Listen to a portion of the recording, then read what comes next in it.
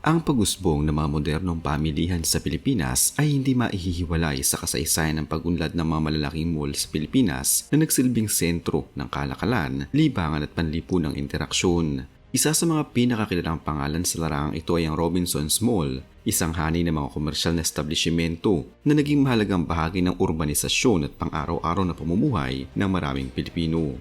Ang kasaysayan ng Robinson Mall ay hindi lamang kwento ng negosyo kundi salaysay rin ng isang pamilya ng matatag na pamumuhunan at pagbabago sa kultura ng pamimili sa bansa.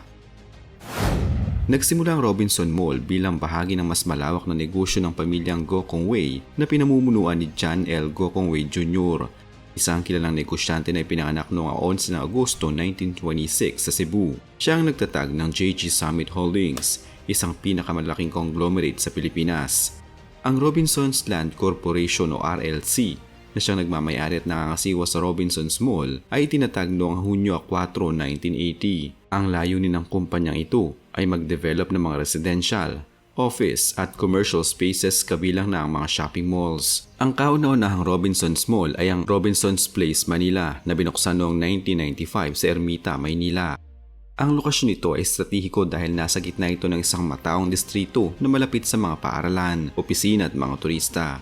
Ang mall ay tinayo sa dating lugar ng Harrison Plaza Annex at mula sa simula ay dinisenyo ito upang maging isang modernong retail complex na may halo ng lokal at international na tindahan. Ang pagbubukas ng Robinsons Place Manila ay nagmarka ng opisyal na pagpasok ng Robinsons Land Corporation sa industriya ng shopping mall development. Ang pagmamay-ari ng Robinsons Malls ay nananatili sa ilalim ng Robinsons Land Corporation na bahagi ng JG Summit Holdings. Matapos pumanaw si John Go Kong Wei Jr. noong Nobyembre 2019, ipinagpatuloy ng kanyang mga anak kabilang si Lance Y. Go Kong Wei ang pamamahala ng negosyo. Si Lance Go Kong Wei ang kasalukuyang presidente at CEO ng JG Summit Holdings at siya rin ang may malaking papel sa pagpapatuloy ng pagpapalawak ng Robinsons Mall sa iba't ibang bahagi ng bansa. Sumikat ang Robinsons Mall hindi lamang dahil sa laki at dami ng kanilang mga branch, kundi dahil sa kanilang strategiya sa lokasyon at tenant mix. Isa sa mga dahilan ng kanilang tagumpay ay ang pagtutok sa mga lugar na may mataas na foot traffic ngunit hindi pa gaanong nasasakupan ng ibang malalaking mall developers. Halimbawa, nagbukas sila ng mga mall sa mga lungsod at probinsya na wala pang malalaking shopping centers kaya agad silang naging pangunahing destinasyon ng pamimili at libangan sa mga lugar na iyon. Ang disenyo ng Robinsons Mall ay isa ring mahalagang salik sa kanilang kasikatan. Marami sa kanilang mga mall ay may open spaces, natural lighting at mas maluwag na layout kumpara sa ibang mall. Layon nito magbigay ng mas komportableng karanasan sa mga mamimili. Bukod dito, pinagsasama nila ang retail, dining, entertainment at serbisyo sa iisang lugar, kaya't nagiging one-stop destination ang kanilang mga establishmento. Ang madalas na pinupuntahan ng mga tao sa Robinsons Mall ay ang kanilang mga department store, supermarket, sinehan at mga restaurant. Ang Robinsons Department Store at Robinsons Supermarket ay mga pangunahing anchor tenant sa halos lahat ng kanilang mall. Bukod dito, kilala rin ang Robinsons Movie World, ang kanilang cinema brand na nagbibigay ng modernong karanasan sa panonood ng pelikula. Ang mga food court at kilalang restaurant chains ay isa ring malaking atraksyon, lalo na para sa mga pamilya at kabataan. Hindi rin mawawala ang mga trivia tungkol sa Robinsons Mall. Isa sa mga ito ay ang patuloy nilang pagpapalawak sa mga probinsya, kung saan mas marami silang mall sa labas ng Metro Manila kaysa sa loob nito. Isa pang kawili-wiling detalye ang kanilang pag-adapt ng mga sustainable practices tulad ng paggamit ng energy-efficient lighting at waste management system sa ilang mga branch. Gayunpaman, hindi rin nakaligtas ang Robinsons Mall sa mga kontrobersiya at issue. Isa sa pinakakilalang kwento na nag-uugnay sa Robinson ay ang urban legend tungkol sa di umano'y ahas sa loob ng mall, partikular sa Robinsons Galleria sa Ortigas. Ayon sa kwento, may isang higanting ahas umano na naninirahan sa basement ng mall at konektado sa isang dressing room sa isang butik. Sinasabing ang ahas ay ginagamit umano ng may-ari upang magdala ng swerte sa negosyo, isang paniniwala na may ugat sa ilang tradisyong Tsino. Ang kwentong ito ay lalong sumikat noong dekada 90 at naging mas kontrobersyal nang mayugnay ang aktres na si Alice Dixon. Ayon sa chismis, siya umano naging biktima ng ahas ngunit nakatakas at ikinuwento ang nangyari. Gayunpaman, maring itinanggi ni Alice Dixon ang mga paratang na ito sa ilang panayam. Wala ring konkretong ebidensya na sumusuporta sa kwento at ito ay nananatiling isang urban legend. Sa kabila nito, nagkaroon ito ng malaking epekto sa imahe ng Robinson's Galleria noong panahong iyon at naging bahagi ng popular culture sa Pilipinas. Ang ganitong uri ng kwento ay nagpapakita kung paano maaaring maapektuhan ng isang negosyo hindi lamang ng aktual na pangyayari, kundi pati na rin ng mga chismis at haka-haka.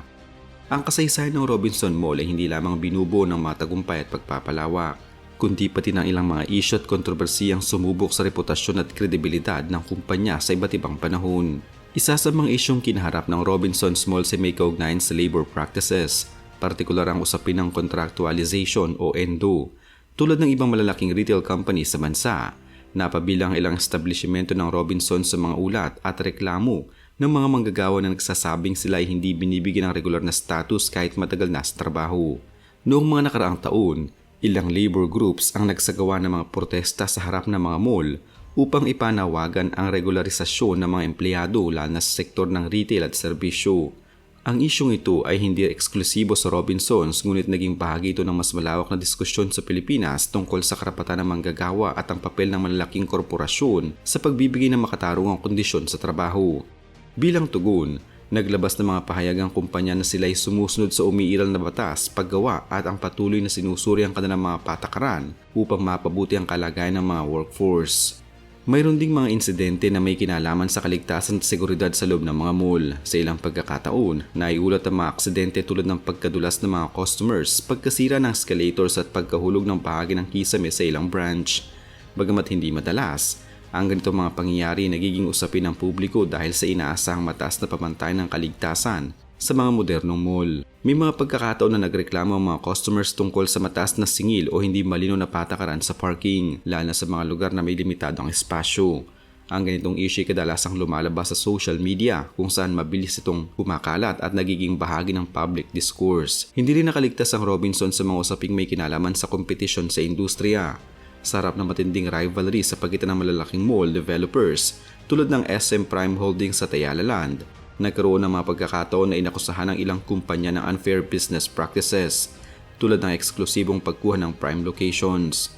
Bagamat walang konkretong ebidensya na nag-uugnay si Robinson sa illegal na gawain, ang ganitong usapin ay nagpapakita ng tensyon sa loob ng retail sector kung saan ang bawat kumpanya ay nagsusumikap na makuhang mas malaking bahagi ng merkado. Sa larangan naman ng public relations, ang Robinson Malls ay nakaranas din ng issue na may kaugnayan sa customer experience. May mga reklamo tungkol sa hindi maayos na serbisyo, overcrowding sa peak hours at kakulangan ng maintenance sa ilang pasilidad. Ang ganitong issue ay karaniwang naipapahayag sa social media platforms kung saan mabilis nakakarating sa mas malawak na audience. Sa kabila ng mga kontrobersiyang ito, mahalagang tandaan na ang Robinson Mall ay patuloy na lumalago at nag-a-adjust sa pagbabago ng panahon. Ang kanilang kakayahang harapin ang mga issue mula sa labor concerns hanggang sa customer complaints ay nagpapakita ng kanilang commitment sa pagpapanatili ng tiwala ng publiko. Ang bawat kontrobersiya ay nagsisilbing hamon na nagtutulak sa kanila na magpatupad ng mga reforma at magpabuti ng kanilang serbisyo. Sa kasalukuyang kalagayan ng merkado sa Pilipinas, ang Robinsons Mall ay nananatiling isa sa mga pangunahing manlalaro sa retail industry. Ang kanilang presensya sa iba't ibang rehiyon ay nagbibigay sa kanila ng malawak na reach habang ang kanilang patuloy na inobasyon ay tumutulong upang manatiling kompetitibo. Ang mga kontrobersiya, bagamat hindi maiiwasan sa ganito kalaking operasyon, ay hindi nagiging hadlang sa kanilang patuloy na pagunlad. Sa halip, nagsilbi itong bahagi ng kanilang kasaysayan, mga aral na naghuhubog sa kanilang identidad bilang isang matatag at adaptibong institusyon sa mundo ng negosyo sa Pilipinas.